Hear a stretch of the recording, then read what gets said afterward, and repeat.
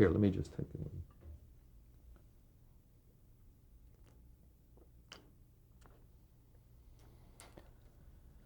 Okay, we were talking about your continued work as a casting director. Right. And you said you stayed 3 seasons. 3 seasons. Mm-hmm. What kinds of things did you do? I worked on several series. There was one called Occasional Wife with Mickey Callan, Love on a Rooftop. On The Flying Nun, and a series called Here Come the Brides with Bobby Sherman was in that, I remember, and Robert Brown. What are the kinds of things that you learned about casting? You had done the acting end, and here you are choosing people. How did you go about choosing people?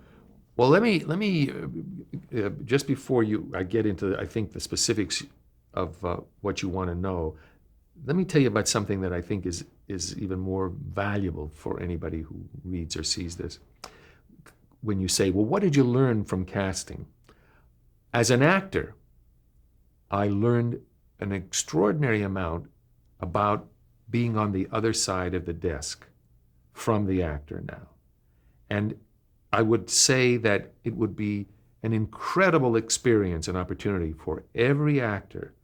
This is, of course, impossible, but I'm just saying, ideally, for every actor to at least once sit on the other side of the desk, because it would be so much easier for actors to accept their lot when they're struggling, particularly, in that you would learn the concept of there is nothing personal here, of why you're not getting this part. Don't think because you're not getting this part that you are without talent. Of course, we know we can eliminate a whole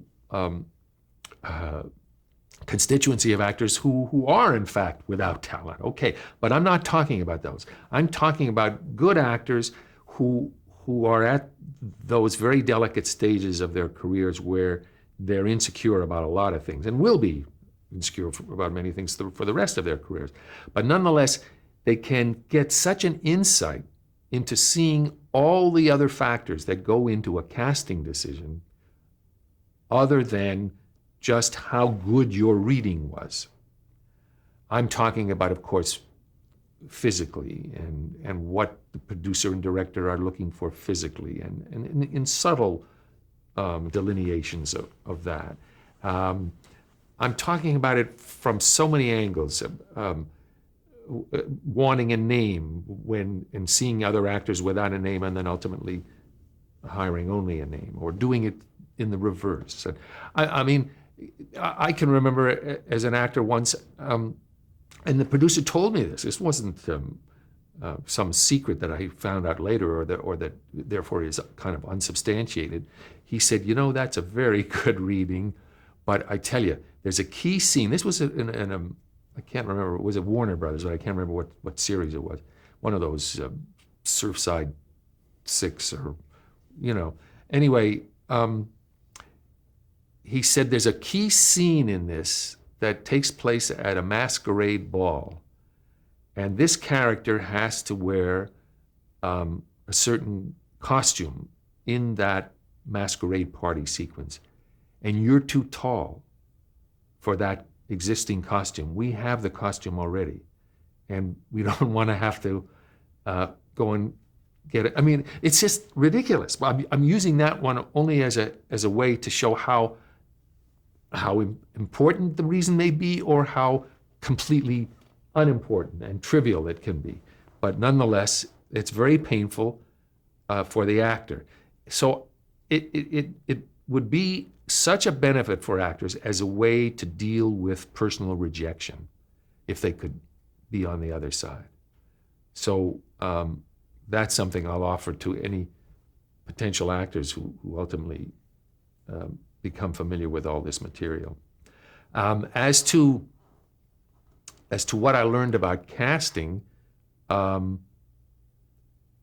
you just refine what you hope you have initially in terms of good taste and a knowledge of a lot of actors, and seeing in your mind's eye an image of how this should be played and what kind of a character you want to go after, and hoping that the people above you who ultimately will, be involved in this decision are sympathetic with your choices. It's all just a learning process. So much so that I was very lucky. By the time that I got to doing MASH, which we'll get into in terms of how all of that evolved, but I was associate producer and I was the casting director, and not for the casting of the major roles, because naturally that was a whole kind of a collaborative thing. But when we got into the freelance parts from week to week, it got to the point where Gene Reynolds and Larry Gelbart would say, whatever you want. We don't have to see a lot of people. Just bring maybe the one person, or sometimes not even that. But the pattern in casting is, even in freelance roles, is you might bring in a dozen people for one freelance part. And we were able to get past that because they felt that we had a unity of thought here, that they could spend their time better doing other things. That didn't mean that I didn't necessarily see 12 actors to consider my ultimate decision of who the one was going to be. Sometimes, perhaps not, but sometimes I would certainly deal with that quotient too. But I'm talking about people like Alan Arbus, who played the psychiatrist Sidney Friedman, because that was a freelance part to begin with, as was Colonel Flagg, Ed Winter. These were one-time appearances that ultimately, because these people were so good, that we began to write stuff for them. But in both those cases, I just brought that one actor. Now that's a very lucky position for a person whose responsibility is in casting, no matter what their actual title is, because then you can really save a lot of time.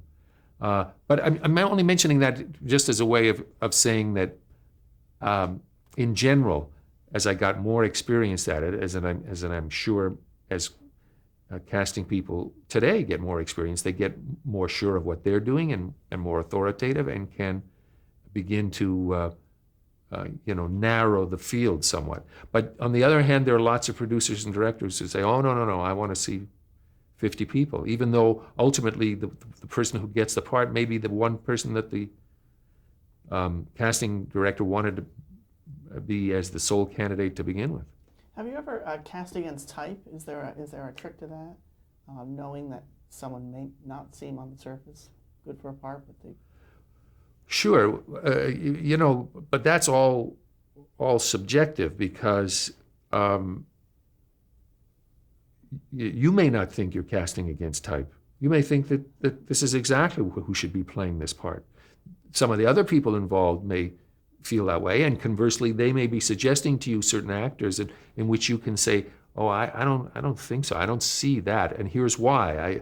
I think that this guy should be, because you remember in the relationship with so-and-so, and you get into all kinds of stuff that's in the script, to where you feel that we should go this way, and it has a certain logic. So this is very elusive. I know what I'm talking about here, but nonetheless, it's very subjective. And while there are times, in other words, if you're saying to me specifically that in the script it says all-American, boyish, type 35, always carrying the tennis racket, juvenile style, that kind of thing. Yes, sure, you want to get away from those kinds of cliches. But other than that, when there are not really elaborate descriptions, as in many cases there are not in scripts, you want to evaluate what the relationship is of that person to all the other people in the piece, and how do they react to him. And then ultimately you see it that way, so that subjectively may be to type in your mind, but not perhaps in someone else's. Now, in the Screen Gems days, what was a typical work week for you? Did you have tight production schedules and you had to cast people quickly? Yes. Take their time. Yes, yes. You know, in those days, and well, I guess it's all relative to today. I mean, of course, they were made for very few dollars, but I'm sure that the production pressures were somewhat the same. They didn't spend a lot of money for actors. The top of the show, you had in half hour. I assume they probably still do this on episodic television, where there will be a top figure. For a half-hour show. In the case of the early 60s, it was $1,000 for a half-hour form, like $1,000 for 3 or 4 days, and $1,500 for an hour show, which could be up to 6 days, 7 days even. That was done by production companies, first of all, obviously, to save money, but also they were mindful of the declaration of a top, because if you could say that this is a top that is never broken, then actors who you might not be able to afford had a philosophy of, well, if I know that so-and-so who's an actor kind of on my level and who also has worked for better money than this, if he's done this show and they're assuring me, and it was honest too, nobody wanted to start fooling around with that aspect of a kind of honest declaration. And you had what was called a favored nations system, where you declared emphatically, and as the casting director, I can tell you that no one else has ever got more money on this show for these many days for this kind of role. So that enables studios to get a lot of actors who maybe wouldn't ordinarily work that cheaply. What was your other question? I have another question in terms of, in these days, minority actors, was there any or a lot of minority actors that you would cast? There were minority actors that were cast. You know, there had begun to be some sort of objectivity about the plight of minority actors. Not as much as today, and not as often, going back to your question about against type. In other words, a lot of times in the script it would say, or unfortunately because it was a kind of menial role, it was assumed that, oh yeah, we could cast this black. But the idea of having a major role, the president of the law firm or the doctor at the clinic, those kinds of things were much slower to come. But you did have some of that. You had, conversely, a very interesting situation which I just hated. I went to work there in July of 1965, and very soon after I was there, probably like the second or third day maybe, Millie Gussie or one of the other casting people said, come here, I want you to look at this. And they had a huge, a really big, thick, black loose leaf binder, in which inside were the names of every actor. It was not unlike the Academy Players Directory, except didn't have pictures. It was just the name of virtually all the working actors in the business. But on some of the names, they were printed in red, and some of the names had a red asterisk beside them. And this, of course, still had to do with the blacklist. And there were a lot of names at a very, despicable time in this country's history and in this industry's history, in which actors, by association and by whisper and by suspicion, and a lot of it totally unconfirmed, actors whose careers were ruined. You guys are all, much younger than having lived through any of this, but you've certainly, I'm sure, become familiar with all of this. And so that was very disturbing to me to see them. Even this late in the game, you in 65, you still couldn't hire those people. Yes, right, right. When did that binder go away? Yeah. As I recall, it was in the waning days of that particular situation, but it seems to me that for several of the years, I was at Screen Gems for about a total of 4.5 or 5 years, 4 years, 4.5, let's say. And for a good portion of it, those names were still in existence and with that notation, and were still, the significance of that notation was still pretty much observed. I think by the 70s, it was much better. Did you know about the blacklist before your casting days? Did you know about it as an actor? Yes, I knew about it. I mean, everybody knew about it. A lot of the most famous cases in the blacklist, not only of actors but of writers and directors, all took place. What is it in the early and mid '50s? So that this was 10 years later. So I certainly knew about it, but of course during those years I had been too young to have any kind of communist leanings, even if I'd known what any of it was about. I mean, I was of an age that where that was non-existent. So I knew that as an actor that I didn't have anything to be concerned about. And by 65, when there was still the pressure to observe the blacklist, but nonetheless in kind of liberal show business circles, there was a resistance to the total injustice of it all. You knew that it was an injustice, and that you wished that a lot of these people could work, and you thought it was ridiculous that they couldn't. And but there was still a lot of resistance. So after the 3 seasons as a casting director at Screen Gems, where did you go from there? I stayed at Screen Gems, but I got a promotion of sorts to become the executive assistant to a man named Harry Ackerman. Harry Ackerman was a very, very successful half-hour producer in those years. He was the creator.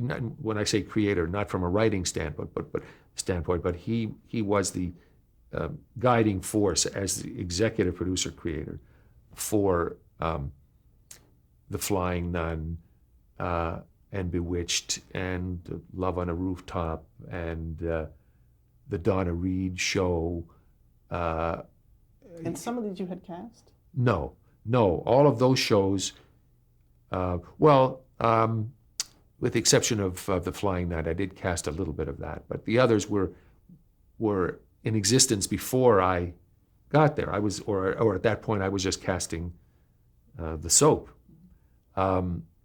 So I didn't cast those, but he had always had an assistant who worked for him and read a great deal of story material and was always looking for projects and would be associate producer often on his pilots. And so I moved into that particular job. How did you get it? Was there a job posting? Did someone recommend it? Well, by then I had been working within, I mean, all of the people that were involved in all these shows, I was seeing them and working for them and casting shows or other shows that they had also produced, but were still involved in the other ones. So I was being known, my work was known. And there was a fellow named Norman Kurland who ultimately became a very successful agent, Broder Kurland Webb. He's since retired just a year or so ago, but he worked for Harry Ackerman just prior to my coming there for him.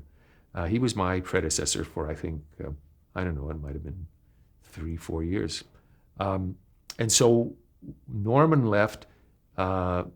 He got a job in, I think he was working for Kirk Douglas. Bryna Productions, as I recall, was one of the first things he did when he left. But anyway, here was this job. And I guess within the confines of the studio between Jackie Cooper and Harry Ackerman and some of the other producers that I'd worked for, somebody said, I think Burt could do this. So. And so what are the kinds of things, what were your day-to-day duties? Well, I would read a great deal of material. I would read all of the development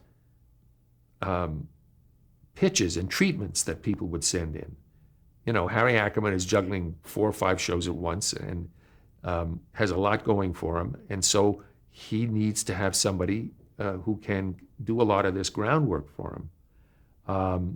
I would go to dailies all the time, and even in, particularly on days when he couldn't be there, and tell him what was going on in dailies. And then I would, because of my casting background, when we would do pilots, of which he did many, I would always be a casting consultant to the pilot. Maybe another person was doing the actual casting, but I would sit in on all those meetings.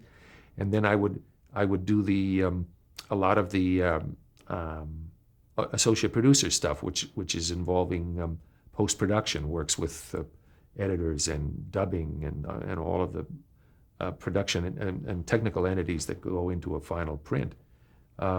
So you were busy. But yeah, I was busy, but a lot of it was this reading of pitches and books, looking for material that would perhaps make a promising series. And then writing reports to him about it. Did any of them get picked up that you gave a good recommendation to, or anything that you remember like that? There could be, but I honestly don't remember. Because if they did, they didn't have any great impact. So because that would be a reason for me to remember. But now he also was responsible for Bewitched. And, yes. Do you recall, especially since you had been working in casting, the switch from Dick York to Dick Sargent? Yes, I was there at that time. And yeah. Do you remember their thinking behind how they were going to recast this part? Well, I just remember, in other words, when the decision was made that Dick York could no longer continue, it wasn't that long before Dick Sargent had the part. So I'm thinking that in some minds there, you know, between Harry Ackerman and Bill Asher, who was the hands-on producer of that show at the time, or Millie Gussie, that a lot of other people had been giving that some thought, because I don't remember, and also because I wasn't involved with that particular show at that given time, I don't remember kind of like an exhaustive search of who was going to play that part. I just recall that soon prior to the decision to replace Dick York, that Dick Sargent was waiting in the wings. And Dick York,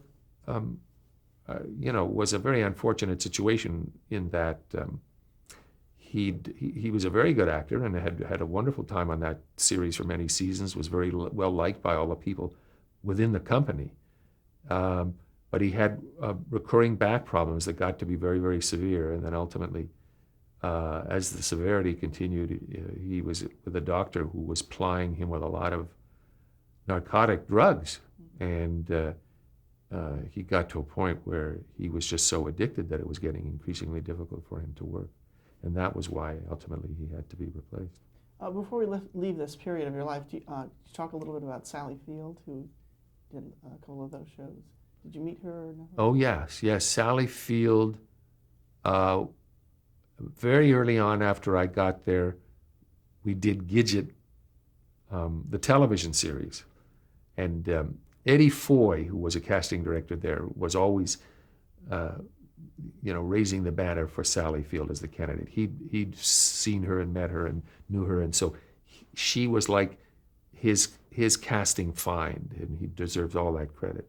But I remember interviewing the casting for Gidget and for The Flying Nun get a little blurred in my mind, but I do remember interviewing Barbara Hershey, and that may have been for The Flying Nun, but at the time who was just a very novice actress, very inexperienced, but with a lot of interest around her, and who was a candidate for a while, being seriously considered. And then I remember on The Flying Nun, where Sally Field did not get the part. It was another actress, and I think 2 or 3 days into production, it was decided that the other actress just wasn't going to make it and had to be replaced. And I don't remember all the inner workings of that. I know that Sally Field had been a great favorite, prior to that other person's casting. I just don't know if the studio wanted to see if they could save money by getting an unknown because Sally would be more expensive now, or maybe at the given moment she wasn't available. But whatever it was, in short order, they made the decision and Sally was cast. And ultimately that's, of course, who did that show. And how long did you stay with Harry Ackerman and why? That was about a year and a half. Why and when did you move on? I moved on to Universal. I'll tell you the story. It's very interesting. Jackie Cooper, around in the time shortly before I left his job, and Len Goldberg, who had been the head of ABC, was ultimately hired in that same position to be the head of Screen Gems Television. And he and Harry Ackerman, for whatever reasons, many of which I'm not privy to and don't really matter in situations like this anyway, but they did not get along, and some difficulty began to erode Harry Ackerman's authority at Screen Gems, to the extent which, because when I went to say goodbye, I had a long conversation, which I'll tell you about, with a man named John Mitchell, who was the overall head of it all and who was a very important man ultimately in the Television Academy and the Hall of Fame and all of that kind of thing. I mean, he was really one of the great heavyweights of the early years of television. But anyway, basically, Len Goldberg, among other things, had said to Harry Ackerman, we want to do away with your having an assistant. We're trying to economize and it isn't necessary. And so ultimately that job was just phased out. It's not like after I left, they hired somebody else. It was just phased out, period. And I went to John Mitchell as I was saying goodbye because I had known him and liked him. I had, it was a very kind of homey place there. It was a small studio and everybody knew everybody, and there weren't the stratas of authority to the extent of which people weren't accessible to you. You could always get to talk to anybody if you needed to, if you wanted to. Anyway, I went into John Mitchell to say goodbye, and I said, I'm sorry the way this thing evolved and that I got caught in the middle of this intrigue between these other two men. And he had said to me, you mark my words, this will be the best day of your career in terms of what will happen for you. This is a better way for you to go in terms of not being here. That he felt that my future would be more limited there than it would be outside. Anyway. So we're going to stop the tape there. Right? Okay. I don't know. I suppose maybe I should.